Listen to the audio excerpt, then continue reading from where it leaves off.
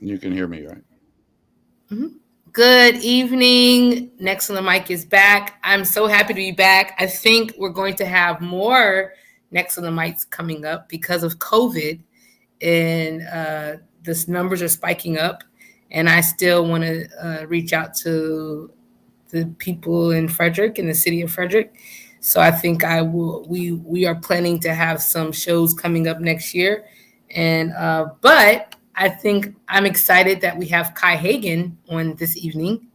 And Kai, we I am so sorry that I canceled the last show due to my job and what happened in Baltimore. It kind of with the police officer, prayers are with her. That I had to cancel the show that night, and I do apologize. But I thank you for being available tonight to discuss Okay. some things. And so it's very exciting to hear that you're running for county executive.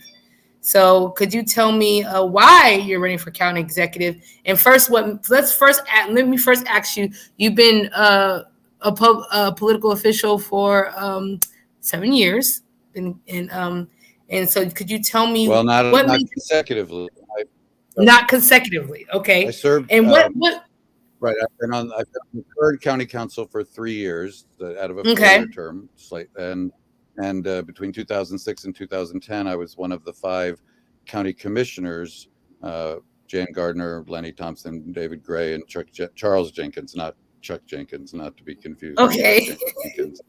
Um, uh, on that board of county commissioners in the next to last term before we made the switch to charter government. And what made you get into politics?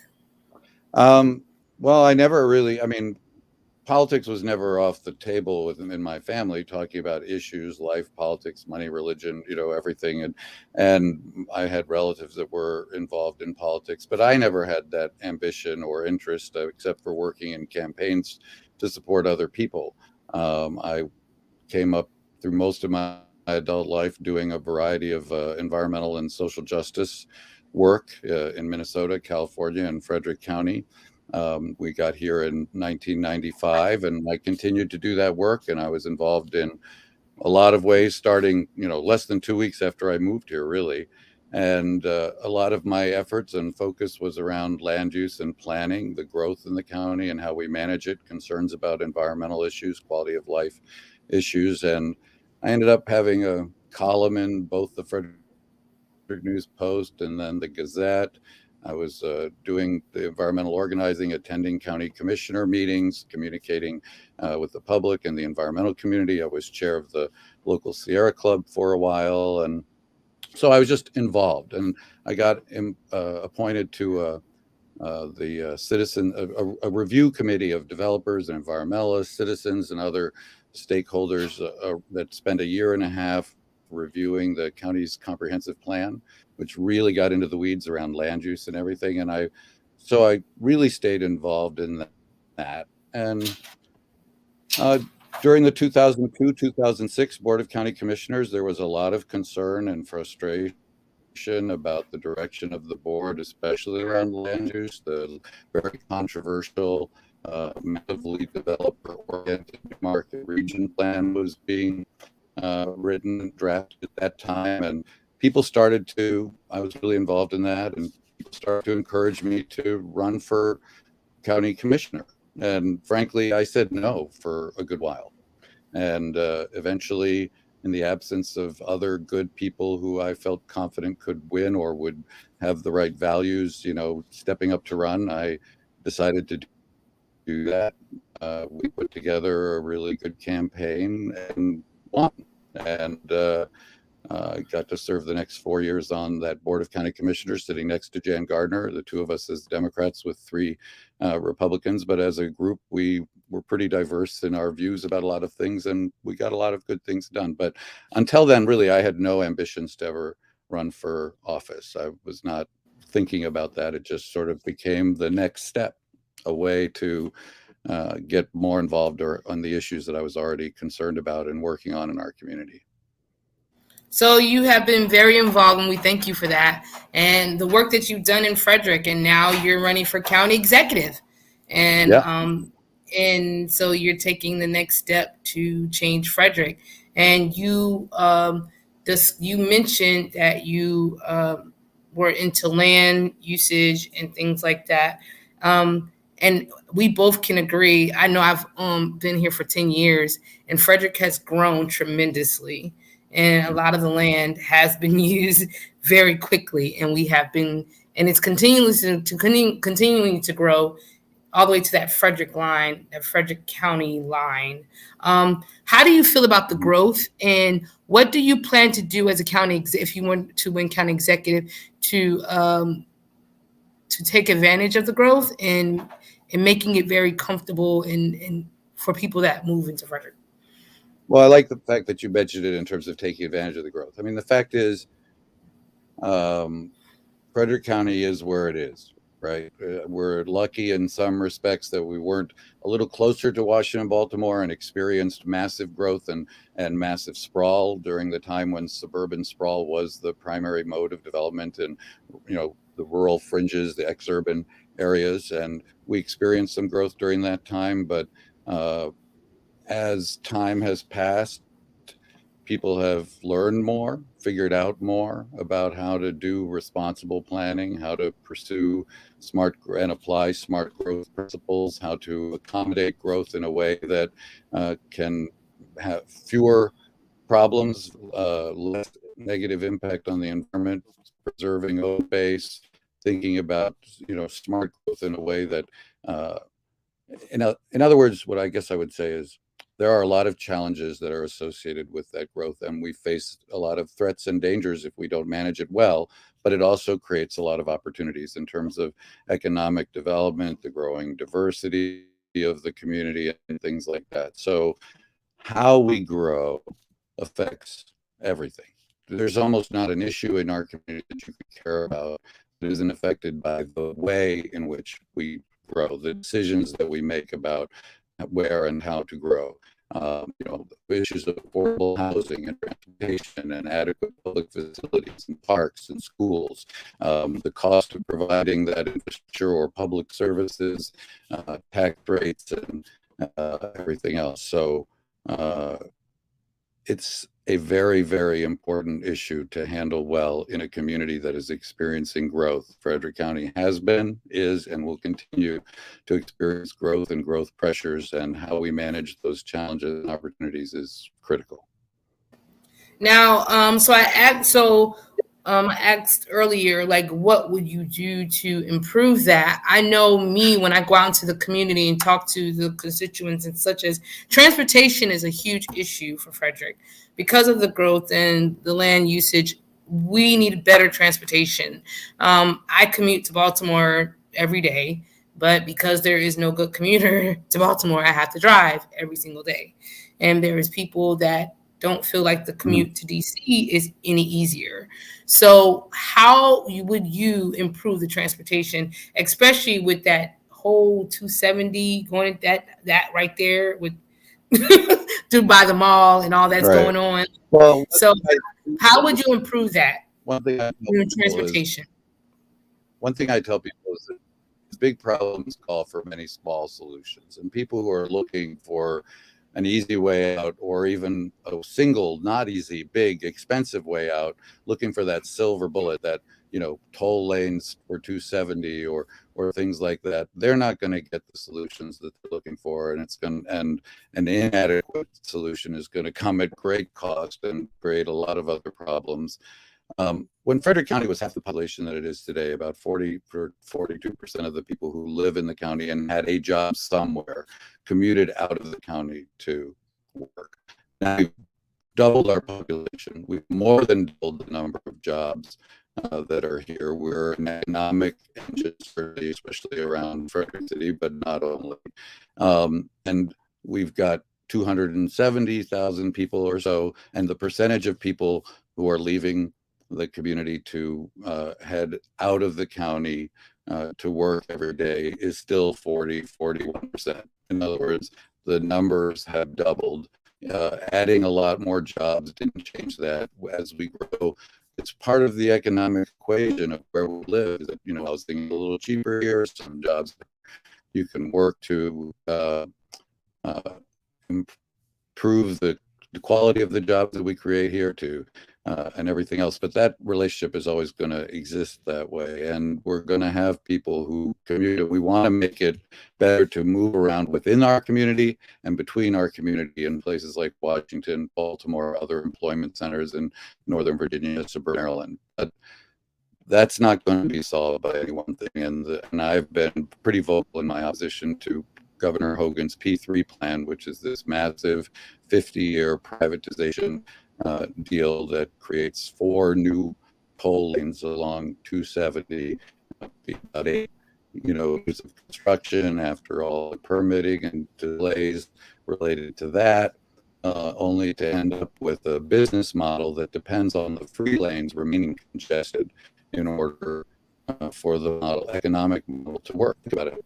If you have 2 lanes that are free and 2 lanes that are going to cost you $5, $10, $15, $20, up to $50 to get in, you're only going to choose those toll lanes if the other lanes are crowded. Their economic model depends on those lanes being crowded. They're basically referred to as Lexus lanes. You've probably heard that.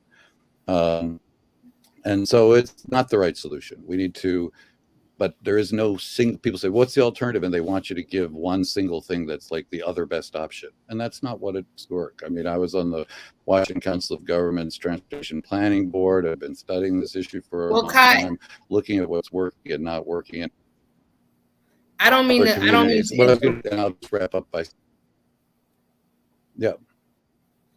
I don't mean to interrupt. I know we have a somewhat bad connection here, so we're. Yeah, I think I put in the chat. So I think there is no solution, but the residents want some solution. And so I know that the monorail, the Metro Rail, that has been a topic of discussion. I'm from Florida, and we have lanes, lanes for cars and lanes for buses and lanes for Metro Rail. Like, we have those things, and it works really well. And it goes all the way down. So it's a great commuter. But like you stated, a lot of our residents do not work in Frederick. So we have to find some solution and give the voters some solution of what we're going to do with transportation. Just saying, there's so many layers and of solving this, so it's not one answer, but we need some answers. And so I agree. And I think, and Carolyn, I am in favor of that approach. I'm just saying that there isn't a single silver bullet, and sometimes people want that. I've had people tell me, don't talk about your opposition to the P3 plan because you're just going to upset some commuters that are just tired of dealing with the traffic. That's fine, but if they think that's going to solve their problem, they're wrong. Besides the delays, the years of construction, the additional costs, it'll be a temporary solution that'll end up being just crowded or extraordinarily expensive for those who can afford it, and just as bad a commute for those who can't if we don't do something else. Something else includes things like traffic demand management and flexible work time and bus rapid transit, and fully exploring the idea of a monorail or some sort of light rail or metro extension, improving MARC, which is never going to be a broad solution for lots of people on the current time-consuming route that it is, but increasing that can be part of the solution. It's really all of those things. You can create a higher percentage of local jobs, reduce the number of trips that people make.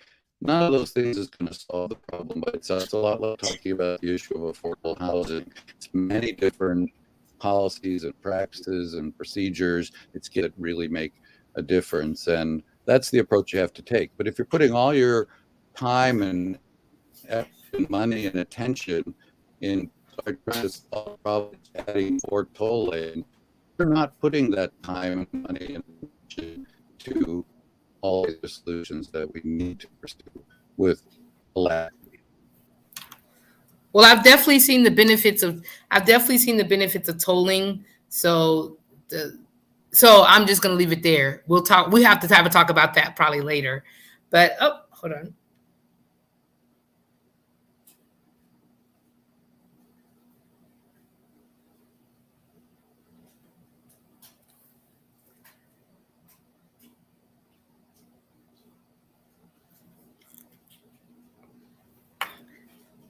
Councilman Kai Hagen definitely told me that he lives in the mountains.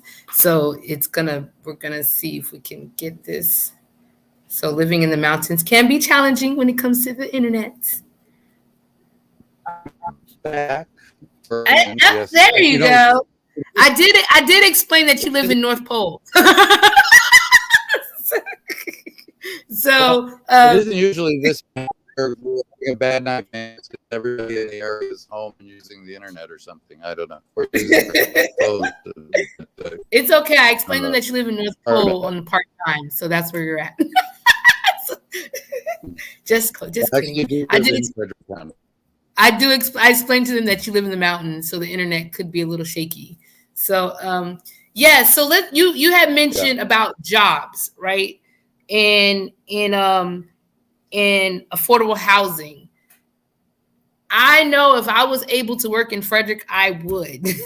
But the pay is not well, and we don't have enough jobs here that accommodate everyone, right? So how would you do that when it comes to the convention center? Let's talk about the convention center, right? This has been this big talk about the convention center. But if we're going to build this convention center, will we have Black contractors working on this? Minority contractors working on this convention center. Will it bring above minimum wage jobs? Because we all know, even though it is, people say, can we pay them $15, $20 an hour? We all know that's still not enough money to live in Frederick.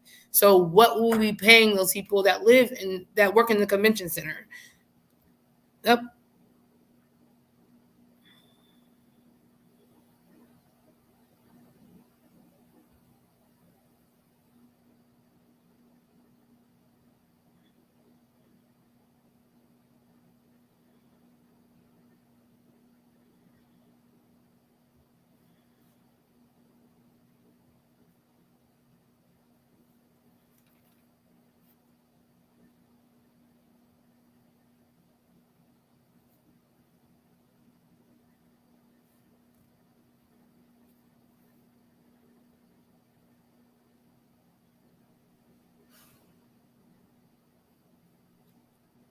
You back?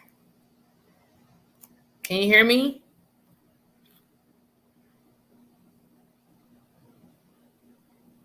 Can you hear me?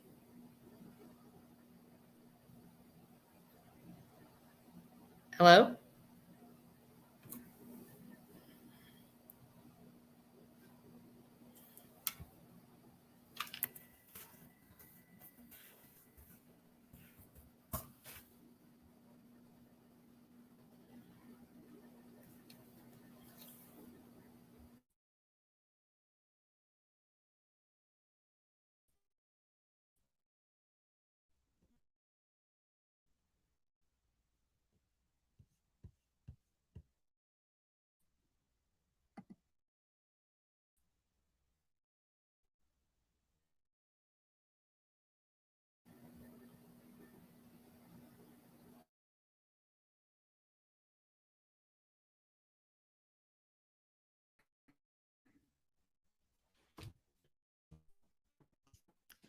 Can you hear me now? I can hear you. I'm really sorry about this. This is literally the worst. I don't know. I have never used this StreamYard system instead of Zoom. Is it because it usually goes well, but if people have yes, but the other ones have worked reasonably well for me. Clearly problematic, and I do apologize if I'd have known it was going to be this bad. I would have suggested I come down to town and do it from a better connection somewhere else, or come to your place. It's okay. But okay, we'll make the best of it. We'll see if it works a little better from here on out. Yeah. Well, we could talk about broadband.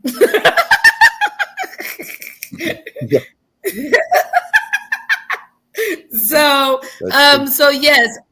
How do you go ahead? I said I would love to have broadband at our house. Yeah. So how are you going to improve the workforce and the work development and diversity in the workforce in Frederick? Two different related issues. First of all, I've met with Willie and others at the NAACP going back a while ago to talk about minority contracting associated with the conference center, not convention center, conference center hotel that's proposed for Carroll Creek. The plan for that project has gone through a lot of changes over time in terms of the state's role, the county's role.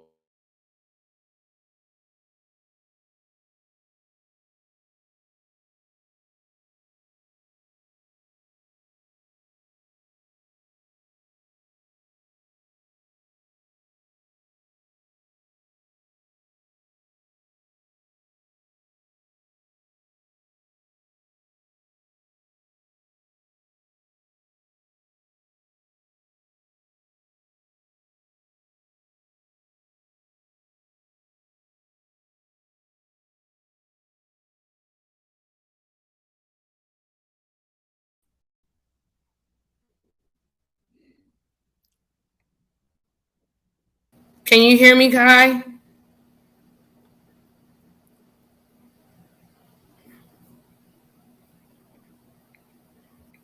Kai, can you hear me? Carolyn, you there now? Yeah. It had. I don't know if it's somebody else. Are they using like internet in the house? Hello. They wouldn't be using the same connection. Okay. Okay. I've been doing virtual meetings here for almost for the last 21 months, and this is the worst connection that I've had in that entire time. I have no explanation for it, but it's not. I don't know if it's because I've using the same. I've done a whole performance with this software, so and it worked really well. But let me see. No, I have no doubt that it normally works fine and that it would work fine or faster. It may demand a little more than Zoom does or something. I don't. Oh yeah, it does. It does. We've had a. Yeah. Zoom does not do what this does. So it does. It does demand a little more than Zoom. Yeah. So let's talk about. Anyway. Can you? Let's talk about affordable housing. Well, let me just finish up on the with Willie and others at the NAACP and others in the community about the whole issue of minority involvement in contracting and employment at the new conference center, especially because the various plans, as much as they have changed and shifted over time, included some support from local governments, and so we would have an interest and a degree of leverage and opportunity to insist on or some of those things, and so I've been supportive of that. I mean, I think if we're going to be involving any kind of public support and public funding, subsidies, direct or indirect, in this project, that we have an opportunity that we should take advantage of to make sure that we're using local companies as much as possible, that we're dealing with minority companies, that there's a percentage of the employment that is minority, that we have decent wages and everything else. So that's a complicated issue because everything keeps shifting and it's come and gone now for years and it's hard to know where we are, but I've been involved in those discussions and I appreciate it. On the broader issue of jobs and growth, there are always going to be people around here who will try to say that things aren't working well and the key is to just reduce taxes or regulation or something like that. And I think we should always have a good conversation about whether each and every or any particular regulation is accomplishing what it wants, whether it's fair, equitable, productive, and about level of taxes as the revenue shift and county services, everything else are evaluated. But to suggest that is the way to solve our problems. One means they probably are projecting that we have more problems than we have, and two, they're wrong. Frederick County and Maryland have a high quality of life, and part of the quality of life in Frederick County is because